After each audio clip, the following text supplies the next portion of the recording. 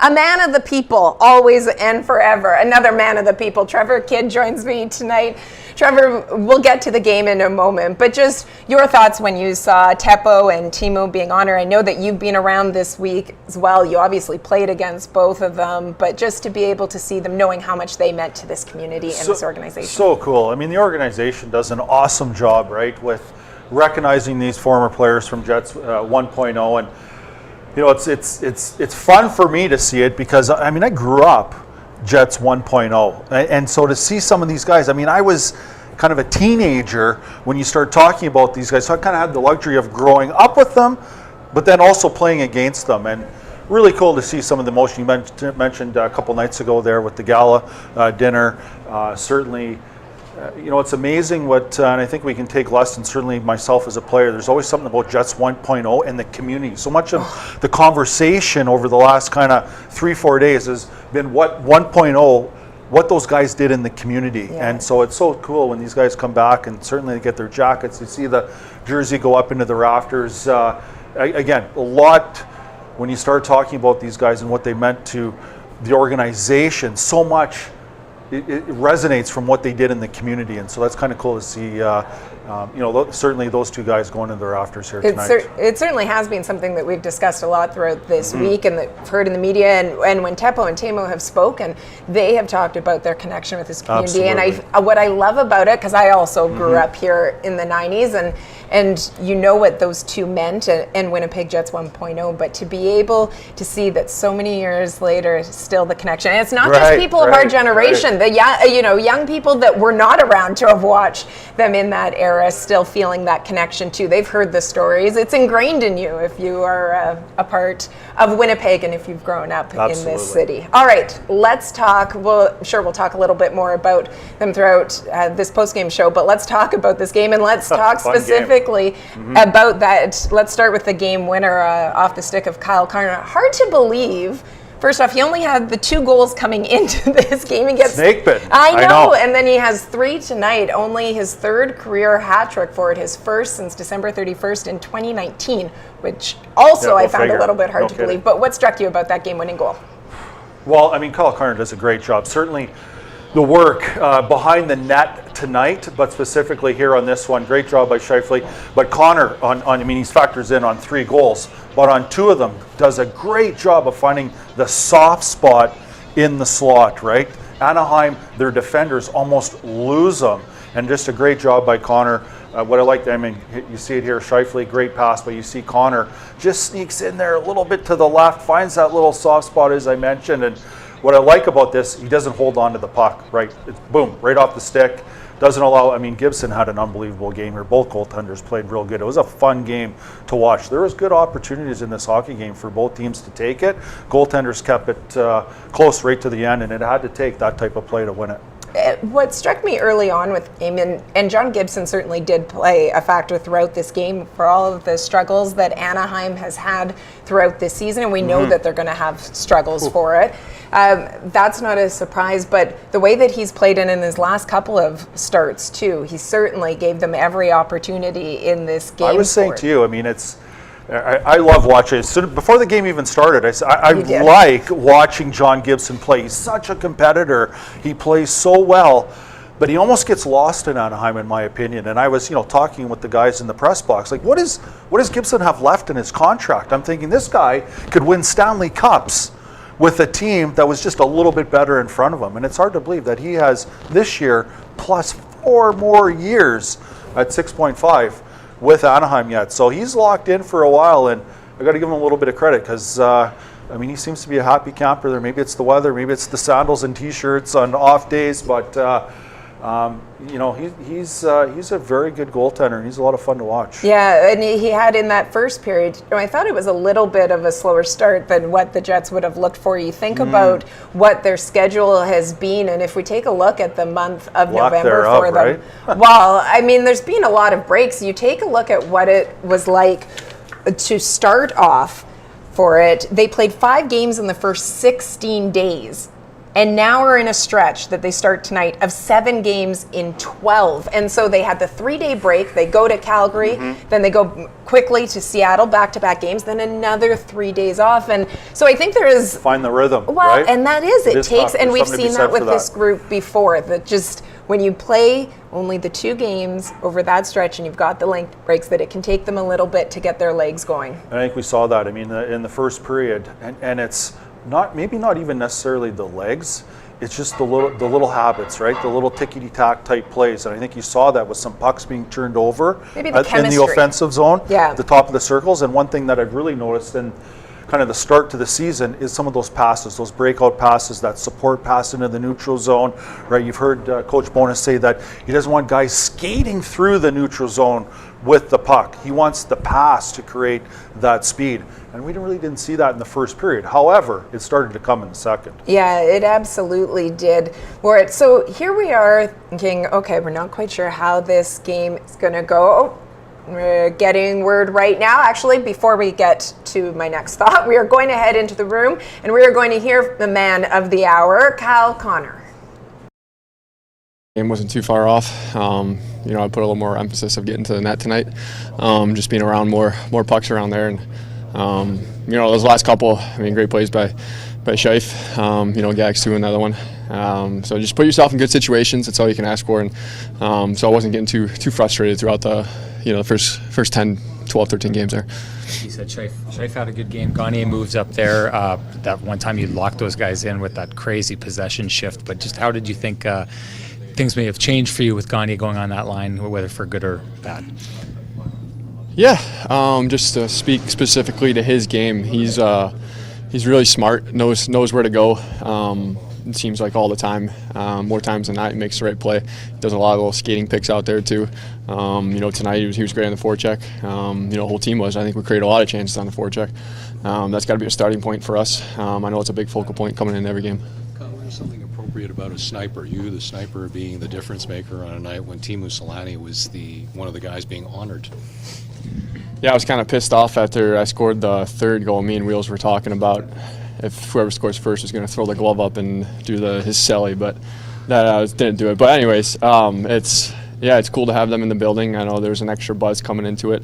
We had the gala last night, so a bunch of cool stories about those two, and it felt good to get a win for those guys, definitely. Did you sort of trade stories or pick the brains of Teemu and Teppo at the gala?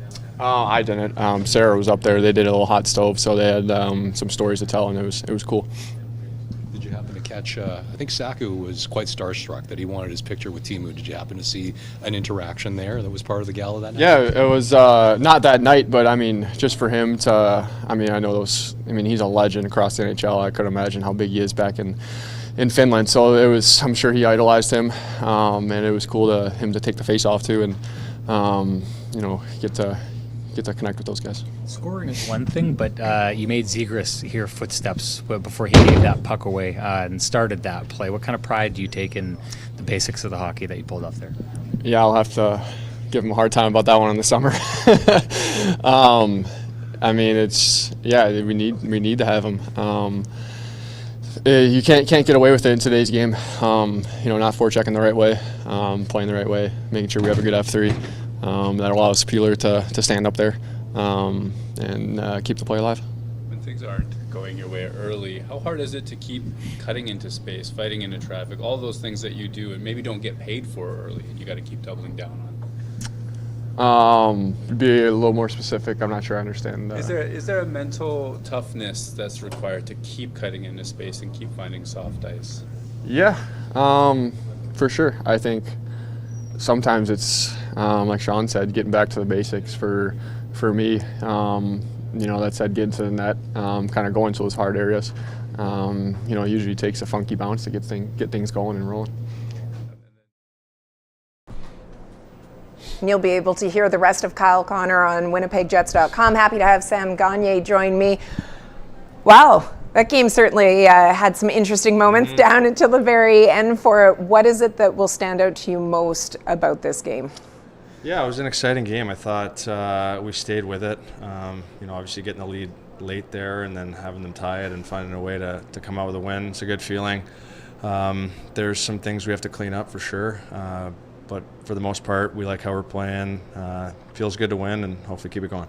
When you see Kyle Connor and be able to get the hat trick, which I was saying earlier when we first came on that I was shocked that it's only, to be honest, his third career hat trick for it, but he's had the opportunities, the assists have been there. You know he's going to get the goals, but for him to be able to have the outburst that he did tonight, just even as a teammate, how nice is it to be able to see, because you know that it's just been, I'm sure, weighing on him. Absolutely. I think offensive players like that, it weighs on you when you're not producing the way you hope. But he's created so many chances. He's been a great player for us all year, and you knew the dam was going to break at some point. So it's nice that it comes on a night like tonight where he gets all three and we win the game, and I'm sure it's a great feeling for him. When we first spoke, I think it might have been the first home game of the season, you were on with me after the game, and we just talked about your versatility and what you were looking to bring to this group. And now when you look at tonight playing up on that top line with it,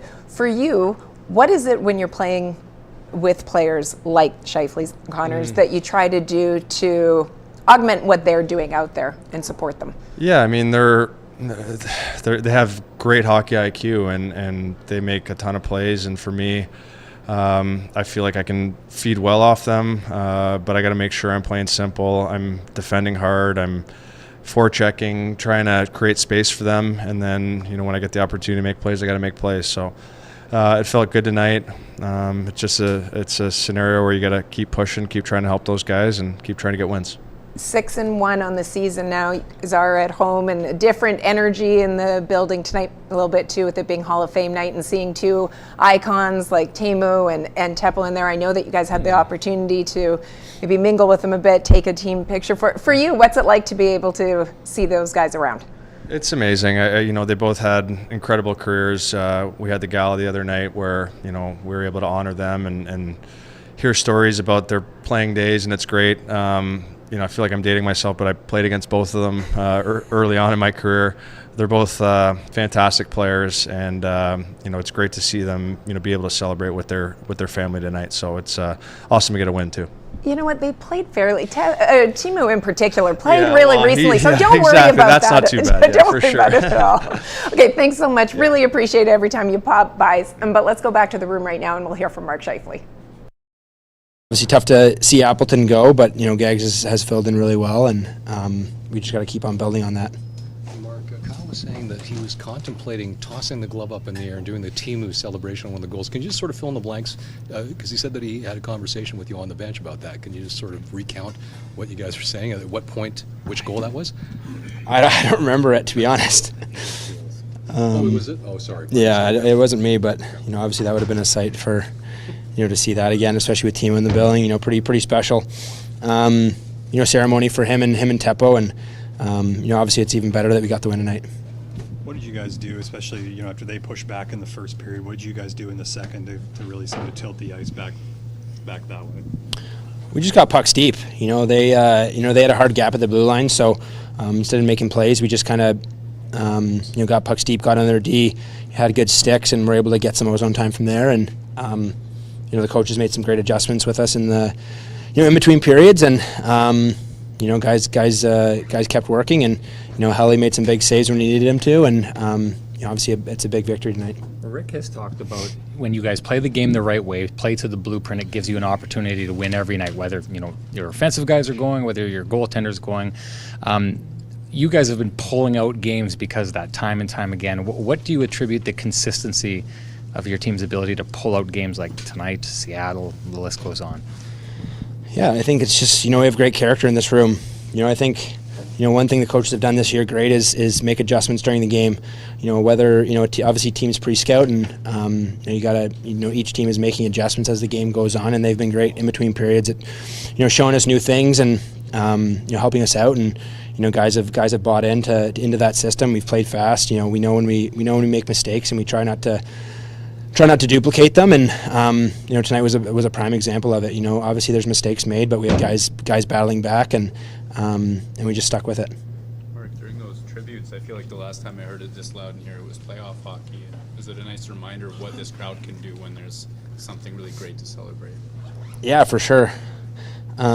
obviously it's nice to, nice for them to honor, Timu and Teppo. Obviously they were legends here, and it's obviously good to hear our fans loud and proud. Obviously, since COVID, it hasn't quite been the same, but hopefully we can get more of that. One of the things that I loved when we were listening, Mark wasn't sure, he didn't think that Kyle had talked to him about it, but we had heard Kyle Connor say that he had contemplated throwing up the glove and doing a team like, which is too bad. That would have been great. Absolutely. Absolutely. It would have been a great celebration. Fitting tribute. Hat trick. Absolutely. When we spoke about Connor Hellebuyck earlier, and we were talking about John Gibson as well, and just the role that the goaltenders played. Right. So Hellebuyck makes some key saves for them, but in particular, what struck you at an important time was in the second period on the penalty kill when Cole Perfetti was in the box. Correct. There was a couple nice saves there on this here, and they tried to set this one-timer. McTavish had a couple of them. That was a great one-timer there. Hellebuyck came across. Nice stop. But this one here, in tight, there's one that there should be another one here off of a rebound. That's a great glove save. That was another one, and this might be it here in tight. Right? Yes. There was two of them here that Connor Hellebuyck made that one. And I said to the guys around me there, mark that save down there through traffic, that glove save. If the Jets come back to win this, that save was Connor Hellebuyck's best save of the night. Yeah, absolutely. Would have changed the dynamic of the game had that been the situation, because it was tied at the time. And you know what also I'm really, the Jets, you start talking about how they're playing, how they're defending, certainly the goaltenders, and you heard Scheifele say, playing well, right? Our goalie's on right now. But I keep going back to the shots, right?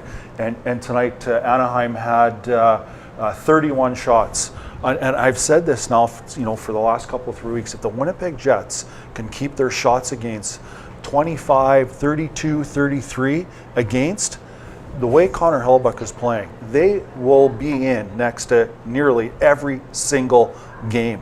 And you're seeing that here now. When his shots are in and around 30, he's giving the Winnipeg Jets a chance to win every hockey game. Well, and if you think about some of the shots too, I mean, if there's the difference in shots too that he's facing, if they're not those grade A scoring chances, if they're from the outside. Correct. And they're still getting those shots. But they're a little bit further between what we've accustomed to seeing over the last couple of 3 years. And yeah, listen, even with 31 shots, there's, he had to make a good 10 that were of high quality. But he's a world-class goaltender, and he can make those stops. Well, especially with the way that he's been playing. So at home going into this game, I mean, he's played, he's 5-1 going into this game. So, I mean, all the wins at home have been with him, or all the games at home. But 1.16 goals against average and a .958 save percentage coming into this game tonight on home ice, the best in the league for it. It is impressive to see, and we know that Winnipeg Jets, the structures that they're trying to implement, but it's impressive to see him rebound. We talk about Mark Scheifele, is looking more like the Mark Scheifele that we were used to seeing a couple seasons ago, and a number of players wanting to have maybe a little bit of a bounce back season after what we saw last year. And Connor Hellebuyck has certainly been in the zone. And at the end of the day, you're not going to have success if you don't have a goaltender like that.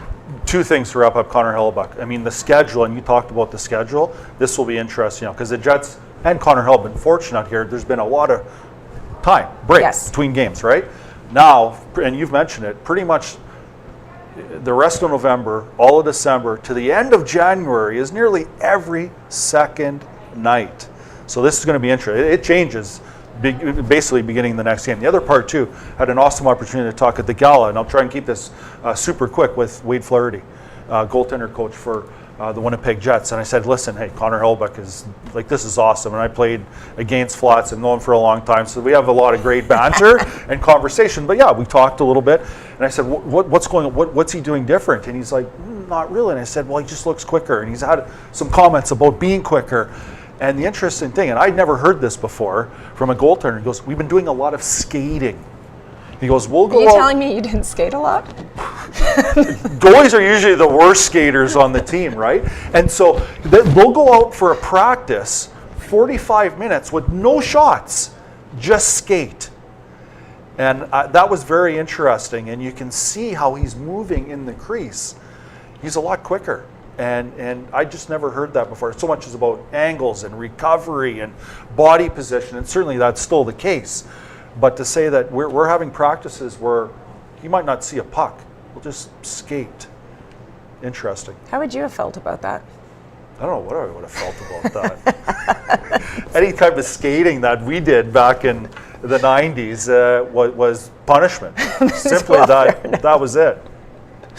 Oh, this was the first of 3 meetings this season between the Jets and the Ducks. The next one, December 4th, back here at Canada Life Centre as well. But let's take a look at what the next 4 games are for the Jets coming up. We said, obviously a busy back half of the month for it. This is the first of 3 games here at home. The Penguins, it's always a great atmosphere. You know when Sidney Crosby comes to town. Then on November 21st, Carolina Hurricanes. Take note, too, that is a 6:30 p.m. start. On the Monday. It is also 90s night. What does that mean exactly, 90s night?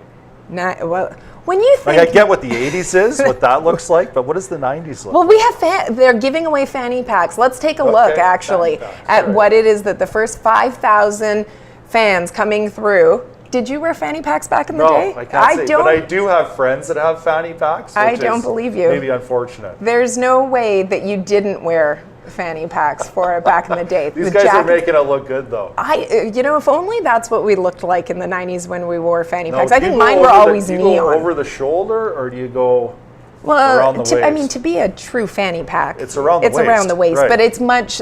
You can tell who the ones that are more concerned about the style are, because now that's the style to wear wear it over. The defenseman had it for it. Yes. Around the waist. Well, let's talk about the 90s just a little bit, Trevor, because you're going to be with me on 90s night. But let's give people a taste, in addition to the fanny pack, of what they can expect. What was the 90s?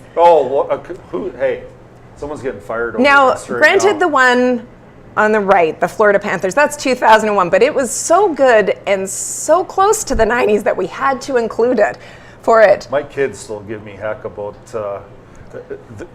Yeah, exactly. Well, I don't really blame them, Trevor. What were you thinking? What was I thinking exactly? But that's the analysis. You know what? Facial hair. I need you to break down Connor Hellebuck. I need you to break down what that look was. What that was? The hair was Carolina. That was the home of NASCAR and the home of wrestling and Ric Flair and Richard Petty and everything. The hair worked. The goatee, I don't have an answer for. The hair worked. I'm going to claim the hair worked. Okay, but the goatee, okay. Listen, I have no answers. Yeah, for that. just for one more moment. Let's just take one more look at that because let's do it. Look at that. That is I inspired the likes of Thornton and Burns with their facial hair. I just didn't have the full thing going on. That is just, I can't wait for, No, maybe there needs to be a 2000. That's what I like to say maybe to my there needs kids. to be a 2000. I bring up Joe Thornton and Brent Burns when they start talking about facial hair. For it. We've got to find other ones for the 90s now that I've used that one on Monday. Well, it wasn't great, Trevor. I'm going to get you back. Okay. We all had those ones. I had the big hair, with the hairspray and the big bouffant. Oh, yeah. Oh, you know it. You know it. For it. One of the things that we talked about as well when you and I were watching the game was the job of Pierre-Luc Dubois, and it's something that's been discussed a lot recently. He's around the net all the time. He was on that power play goal, that first one of Kyle Connors, but then also he's been drawing. He's around stuff everything all game. Yep. And it's happened for a while. Tonight. Second period, he drew both penalties. He's either drawing penalties, drawing fines, or, again, you go, tonight he drew 2, and I would argue that, that was start of the turning point. It was 1-0 for Anaheim. Dubois draws those 2 penalties, and you could see the puck movement was great. They didn't score, but they generated a lot of chances off of both of those power plays, and I think it started to turn the tail of the game. But you go back to the game in Seattle, for sure. Yep. That gives Blake Wheeler the opportunity, the punch to the back of the head. Susie gets, I think it was a $2,500 fine for punching him in the back of the head. And you go back to the Calgary game where he had the slew foot, Coleman. That was a $5,000 fine. So he's a guy that... He's everywhere and making an impact in a variety of different ways. Big time. Yeah, it's been great to see what he's been doing and the impact that he's had. The Jets have had to deal with injuries, and just when you look since that Seattle game, Mason Appleton injured. You hate to see him sidelined, having to have surgery 8 to 12 weeks out. It's great your guest, Gagner there, filling in. You saw him it was Connor's second goal. Yes. And that was great work. Down low, Scheifele and both Gagner were so good below the goal line. You watch that replay, it takes about 15 seconds for it, and here it is. Look at the play along the boards here, the battle. Scheifele does a great job. Here's along the boards, and then that backhand. And I mentioned the soft spot. The Anaheim Ducks lost Connor again in the slot, but just the work, the battle, the compete here, great little backhand. Nice finish, and that was the second goal. I think he's been such a great addition early on because of his versatility and because you can use him in so many different ways. Right? And this, yes, the experience factor. In playing all roles, he has no problem playing on the first line. I've done that. I've been there. I get it. Yeah. Right? And he is mature enough and has the experience that if you need me to play that role on the fourth line or somewhere on the third, I got that too. Yeah, and that's what I like to see with it. And I think even more important when you look at, the key injuries that are out for this team right now and what they're having to contend with up front forwards. And we didn't know in what capacity he was going to be used, but he has certainly proven to be very valuable so far this season. Let's head into the Matt Frost Center and hear from head coach Rick Bowness. We always keep track of danger zone scoring chances, and he's always been at one of our best at getting those quality chances in the danger zone. So it was just a matter of time. He had some really good looks early that didn't go in, and I think that first one gave him a big boost, and you could see all of a sudden the stride picked up and the enthusiasm picked up a lot, so there's a little bit of a weight off his shoulders. But if he wasn't getting, I told you before, if he wasn't getting those chances, we'd be having a different discussion.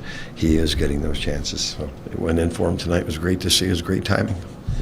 That line had that great shift where they bottled them up for like 2.5 minutes or something like that. KC was talking about what a great job Scheifele did on the second goal to get the puck to Gagner, and then I noticed before KC scores, he pressures Zegras into giving up the puck before that. I know they're scoring, but the fact that they're kind of doing all of the little things behind the scenes to do it as a coach, how do you take that? Well, they're scoring because of they're doing those things, and they're pressuring the puck, and they're playing a lot harder without the puck. And that's why they're getting those turnovers, and that's why they're getting those they're not just relying on the rush, they're just not relying for the game to come to them and take off with it. They're going to the game. The puck's there, they're on it, and they're forcing a lot of turnovers. So that part of their game is the goals and the chances are a reflection of what they're doing without the puck, not waiting for the breakouts and the high percentage, the nice breakouts and all the flow of the game. They're going to the puck, and they're forcing a lot of turnovers, and that's how we want to play. Rick, considering your connection to Teemu and Teppo, what was it like watching the ceremony and seeing them being honored by the crowd in that fashion? Oh, it was. Listen, the organization did a great job tonight. It was first class. This organization does everything right, everything well, and it's a first class operation, and it showed tonight. I wish I had coached Timo a little longer, but we sent him back to Finland after the 1 year in training camp. But I worked with Teppo here and in Phoenix, and you couldn't work with a finer gentleman and a better hockey player than Teppo. So I was very happy for them. Very proud of the way the organization handled it. That it was first class tonight, as it should be with those two great individuals. Sean asking about Kyle's breakout night, but was there some symmetry or appropriateness to the fact that on a night that Teemu was one of the guys being honored, that the sniper on your club was the one who made the difference tonight? It's a good thing it worked out that way. Going back to Kyle, of course, what kind of mental toughness does it take for a guy like him when he's not getting paid early, going for those, going to the dirty areas, trying to find soft ice, and then he has to keep doing it over and over again? Yeah, well, that's perseverance. That's what the goal scorers do. And again, goal scorers get frustrated when they're, for two reasons. One, they're not getting any chances. That really frustrates them. And the other part of it is you're getting chances and not going in. But either way, you've got to stay in the fight, and give Kyle a lot of credit for staying in the fight tonight and really all year, because he's never stopped getting those chances, and he's gone to the net a lot more, hanging around the net more, looking for those greasy goals. But he's got one of the best releases in the league without a doubt. He's a top skater, so eventually it has to come, and it came at the right time for us tonight. wanted to ask about some of the challenges of the game too. It looked like there was a stretch where the offensive blue line was a bit of a challenge with giveaways and some freebies. How did you clean that up?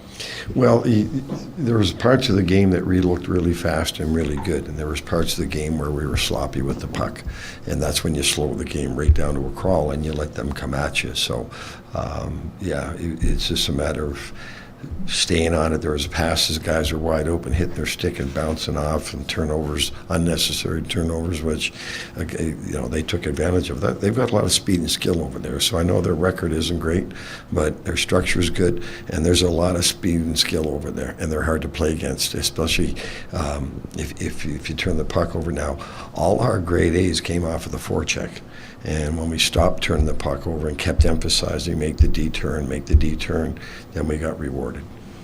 This is the third time you guys have played a game after having 3 days off between games. Is there any way of counteracting some of those slow legs in the first period that we saw again? No, we had a good practice on Tuesday. We gave them day off. Then we had a good sharp practice yesterday. I should say, Wednesday we had a good sharp practice. So, again, I thought the first 10 minutes, man, we were great. We hit a post on a wide open net. We had another grade A. The first 10 minutes, we came out of the gates hard. I know they got, but so I was happy with that. And then we just kind of got a little sloppy with the puck. So we didn't have a slow start, and that's what you're asking, but we didn't sustain the pressure that we were putting on them. Looking at the bench after that Trevor Zegras goal, what was said in that moment when, it's suddenly become a tie game again, just a few minutes left? That we were all right. Just keep doing what we're doing. We made a mistake. They got a goal. There's no panic on the bench. Just, hey, we're all right. We're getting our looks. Just keep doing what we're doing. Stay in the fight the way we've been playing, and it worked out. Dylan Samberg looked like he was moving the puck well out of his own zone, and also Dylan Samberg moving it out of his own zone well, but he looked really active and sealing it in the offensive zone as well. I just wanted your thoughts on his game. Yeah, no, his gaps were good, and he's got a good shot. We encourage him to shoot the puck more, and he had a great shot in the second period. We had a tip and didn't go in, but his gaps were good. He's a big, strong kid that can skate and move the puck, and that's what we expect from him. Thanks. One of the things that Rick Bowness saying right there, they didn't have a slow start, but they just didn't sustain it. And you look at the shots, they did come out with 5-1, was their lead in shots to start. And then at the end of the period, it was 12-10 Ducks. So Anaheim was able to get into it, and they weren't able to sustain it, as he mentioned. But when you listen to what was talking about, but also this team's ability to find ways to stick with it. You hear the stay in the fight, and you hear the want to stick around. That even when things aren't going well for portions, they find a way to be able to get back on track. And what's interesting is that teams will do that with staff that has been there for years, right? That they have the structure. They've had the repetition to it. So it's interesting that when you hear a coach talk about that, and that's a message that's coming from the players to stay in the fight, but they're staying in the fight while trying to do all these other things with their identity, with their structure, with how they're trying to play. And you heard Coach say, we had a great first 10 minutes. We started, we got away from things. We started turning the puck over. Mentioned the forecheck, even the first goal. The power play goal that Anaheim had was defensive and trying to hold the red line, which, again, we're not accustomed to seeing. How far the Winnipeg Jets defensemen are defending up the ice. They're defending the offensive blue line. They're defending the red line. We always think of defensemen just hold the blue line, and the gray area is the top of the circles in your D zone. That's how much further they're pushing up the ice. So there is a lot happening. And then there's stay in the fight, and certainly the Winnipeg Jets did that tonight. Yeah, absolutely. As they get another win here, or come from behind for it, they have done that in 6 of their 10 wins so far. But what a way to kick off this 3-game homestand for it. A special night with Timu and Teppo in the building. in the Hall of Fame night, and then being able to come up with the exciting last-minute win with the hat trick off the stick of Kyle Connor. All right, that is it for us tonight. Thank you so much, as always. Trevor, we will see you on... Unfortunately for 90s night. Oh, I am going on to Google. I got to find some pictures. Here And I am going to be looking for more pictures. Don't you worry about it for it. But looking forward to it. Just a reminder, though, that the Winnipeg Jets' next home game is this Saturday, 6 p.m. here at Canada Life Center against the Pittsburgh Penguins. Thanks so much for joining us. That is the Postgame Show presented by Budweiser.